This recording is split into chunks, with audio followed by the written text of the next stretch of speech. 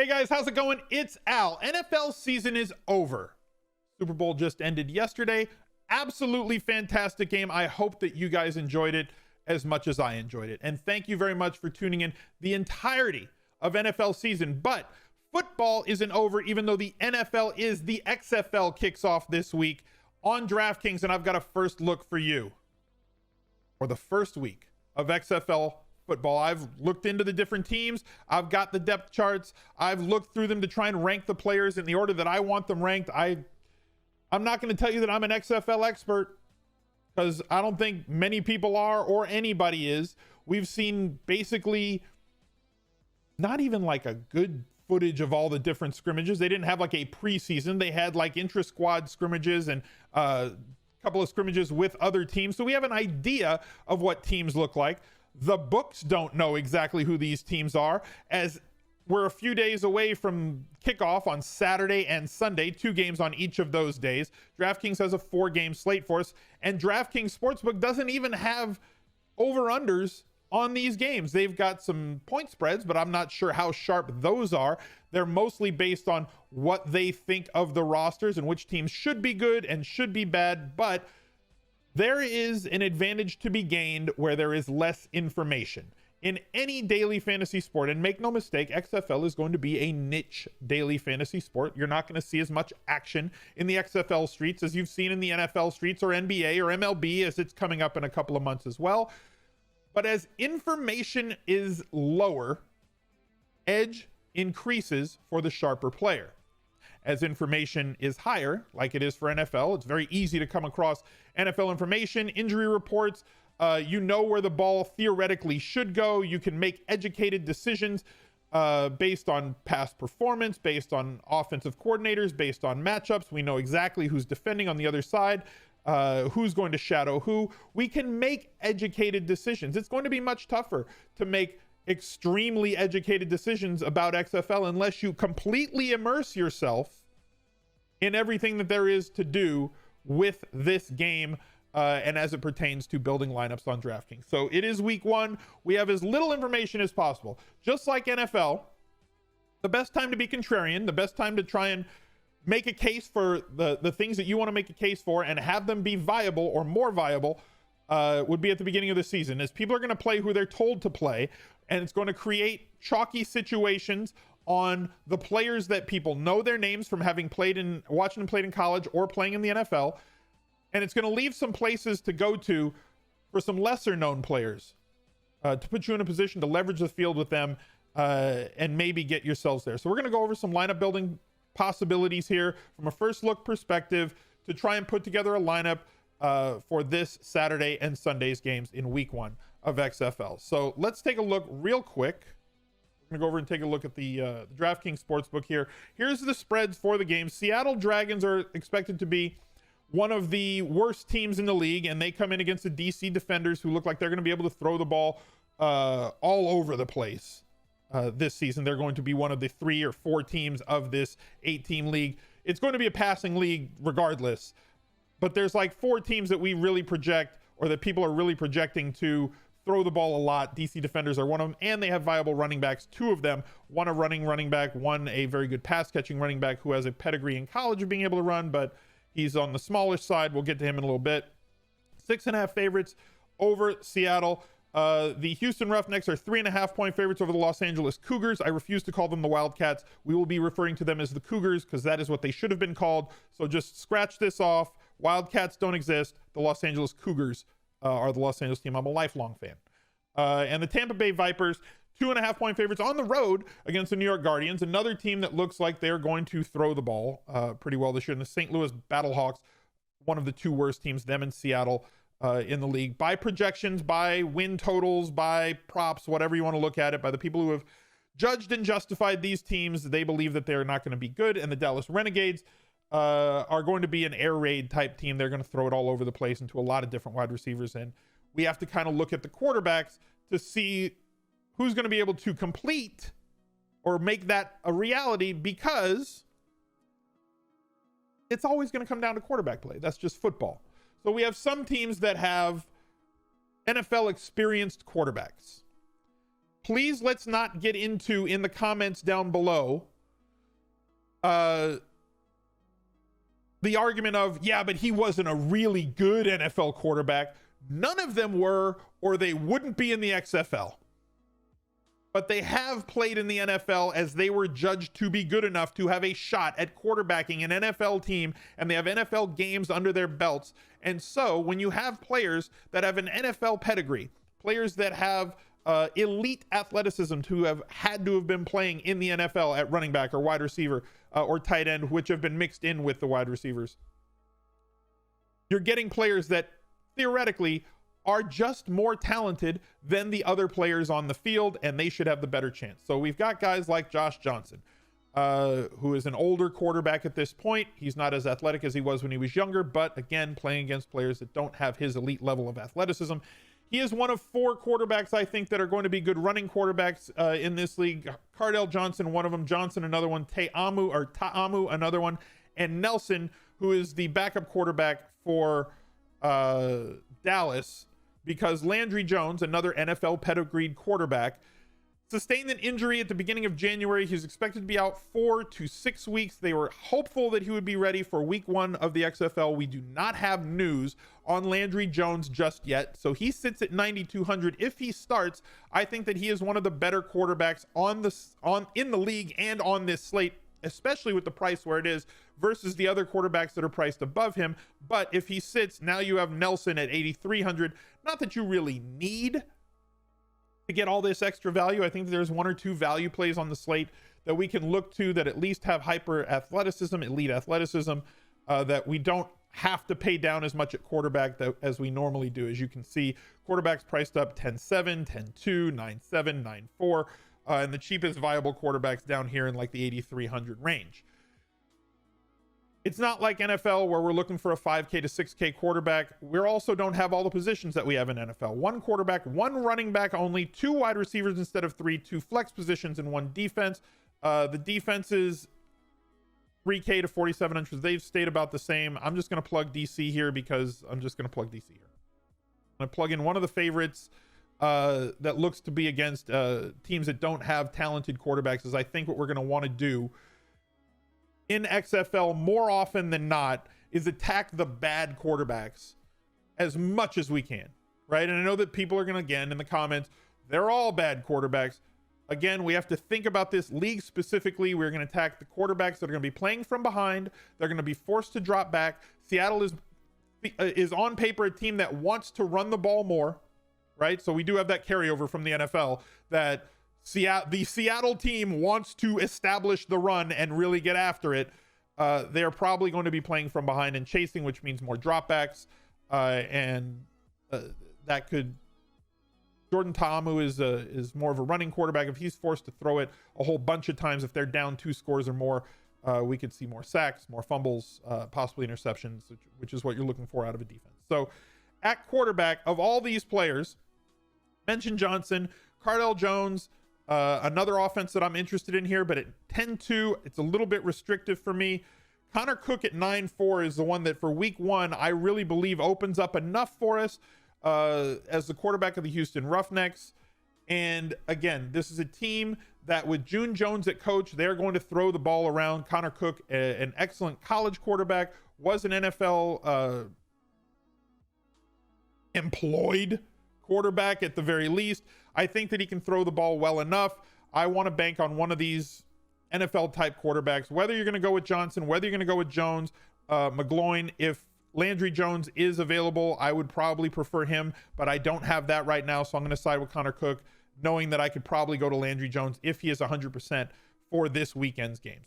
Moving on to running back, we only have to pick one here. Christine Michael. God bless all the truthers. Guys, you get one more season to play Christine Michael. I know that people are on both sides of this one. I've already seen in my chat that one of my mods has said, I refuse to play Christine Michael because I will not lose more money on Christine Michael anymore. I'm done. I'm cutting myself off. I'm finished with Christine Michael. And then you've got other people that are saying, thank God I can play Christine Michael again, an absolute elite athlete. And now he's playing against other players that aren't at the level of athleticism that he is, and he is going to shine. This is the time that Christine Michael makes his stand. And here we go. But he's 8,400. He's 8,400. on a team that is 7-point underdogs. If they're not going to be able to establish the run with Christine Michael, maybe they'll be able to throw it to him, but he's not really been the type of guy in the past to log a ton of catches. So it's going to be interesting to see how he's going to be deployed on one of the teams that does not look like they're going to be one of the best teams in the league. But his price tag, to me, seems like it's more attached to his name than his situation. I would much rather go with JHURELL PRESSLEY for the DC Defenders, who, coming off of his usage in the AAF, was one of the best backs in that league. He is a big, sturdy running back who can pound it. Good goal line presence as well. Should have touchdown upside on a team that looks like they're going to be able to move the ball. He's probably going to be where I end up. Let's look at some other guys. Elijah Hood, fine if you want to go with him. We have Cameron Artis-Payne, another NFL caliber running back on the back end of his career. 6,800, you can get some savings if you want to go with him. For Dallas, I think that they're going to be very much a pass first team, but if they score a lot of points, if they're playing from well ahead, if they have control of this game and their offensive line, something that I really can't speak to is the offensive line and defensive line matchup that these teams have, because I just don't know enough about that at this point. We'll have to see how that happens after the first couple of weeks. If you think that they're going to win this game, if you think that Cameron Artis-Payne is going to have multiple trips into the red zone with this team, catches a couple of balls, maybe gets 12 to 15 carries. If you think he's going to get way more than that, at 6,800, he does look like he is a solid price for you. If you're going to play cash games, this is the discussion that we were talking about. I'm not playing cash games. I'm going to play XFL extremely casually. I might make 1 or 2 lineups and put them in the single entry. Maybe I'll throw one into that $10 big tournament that they have in the lobby. And the 3 max games to just kind of play and have a little bit of fun with some off-season football. But if you're building cash game lineups and you're trying to stack volume, I totally understand if you want to go with somebody like Pressley and then use one of your flex spots on Cameron Artis-Payne or Christine Michael to just say, I'm going to stack as much volume as I can and get after it that way. I'm going to be focusing more on pass catchers. JHURELL PRESSLEY is going to be the running back that I want to go with. The other one that I wanted to talk about on his team is DONNEL PUMPHREY, who played at San Diego State, played for the Philadelphia Eagles, was supposed to be the second coming of Darren Sproles. I think there is a very distinct possibility that DONNEL PUMPHREY is extremely underpriced based on what his usage in the passing game could be in this league. This is a very good football player and a very good athlete and a game breaker. I don't expect him to get anything close to like 10 or 15 carries, but he could be the type of running back that gets you 5 or 6 carries, but also 5 to 8 targets in a game, as drop-offs and dump-offs and wide receiver running back screens and all those sorts of things, wheel routes could be where these teams end up going, because we're dealing with what should be subpar quarterback play versus the NFL. So a lot more short passing game, a lot more inclusion of running backs who can catch the ball, especially with the lack of game-breaking wide receivers that are out there. Looking at the wide receivers, Rashad Ross is a game-breaking wide receiver and somebody that on every board that you look at, anybody that's written articles about the XFL has Rashad Ross as the #1 wide receiver on the board, whether you're playing season-long XFL or whether you're playing daily fantasy XFL. The problem is he's priced up at 10.4, and I'm not sure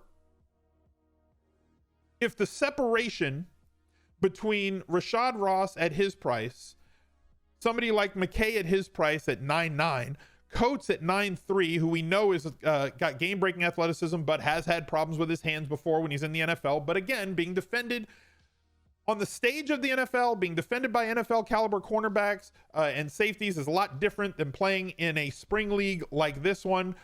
Coates is going to be peppered with targets. We also have to define what peppered with targets means in this sort of a league. I think if we can get wide receivers that are going to get 7 or 8 targets, I think that that's a wide receiver 1 type guy. Ross, McKay obviously fits into that. Coates obviously fits into that. Eli Rogers, another NFL pedigreed guy, also playing for DC like Ross, could steal some of the thunder from him.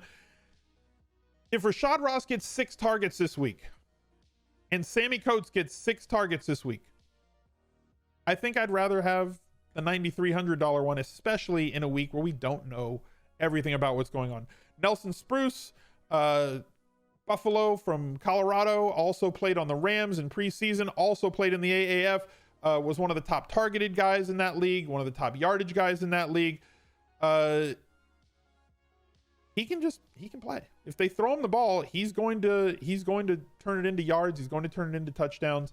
At 8,500, I think that he is one of those tier 2 type wide receivers that I really like on this week 1 slate.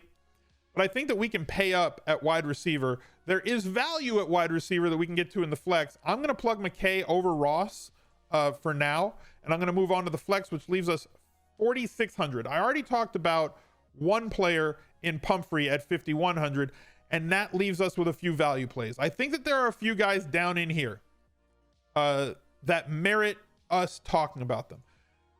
A lot of people were looking at Antonio Callaway. He was placed on IR. He is not going to play. Do not play Antonio Callaway. No clicking on him, guys. Let somebody else click him. I do wonder how much ownership he's going to carry this week, and how much XFL is going to look like preseason NFL, because as I said, with the information not being as readily available out there, I'm sure he's going to have an O next to his name by the weekend.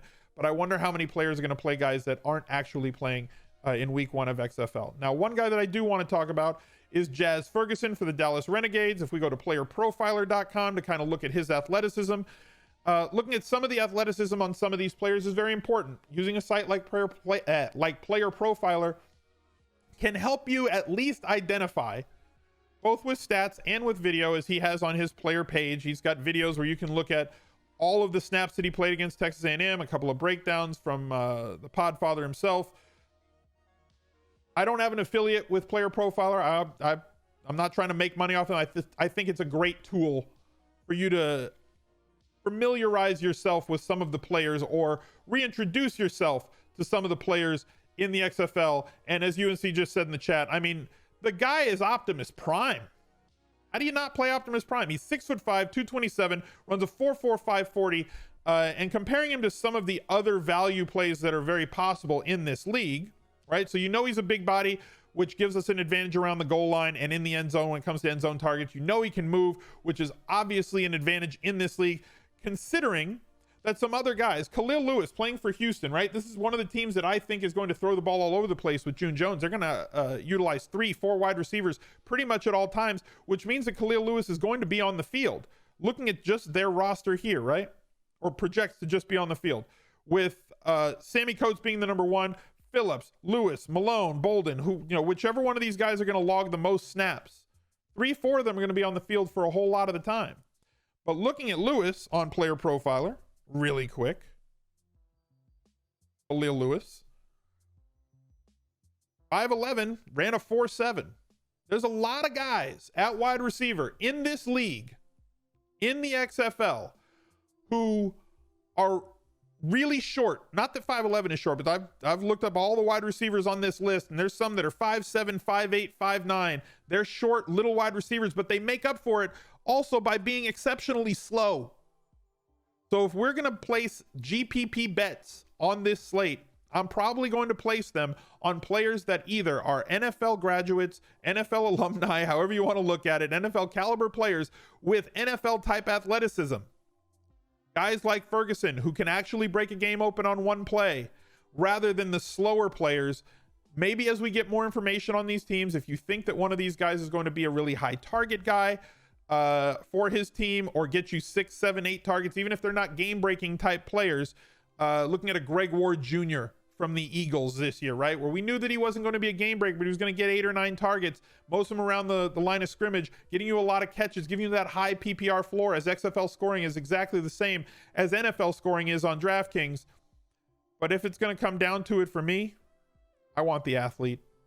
I want to go after getting myself as many shares as I possibly can of a guy who's got a Player Profiler page with Optimus Prime, because that is the hashtag analysis that you look for. Guys, I wish you the best of luck. Have yourselves a great week 1 in XFL. Play responsibly and have some fun. Bye. He's a legend.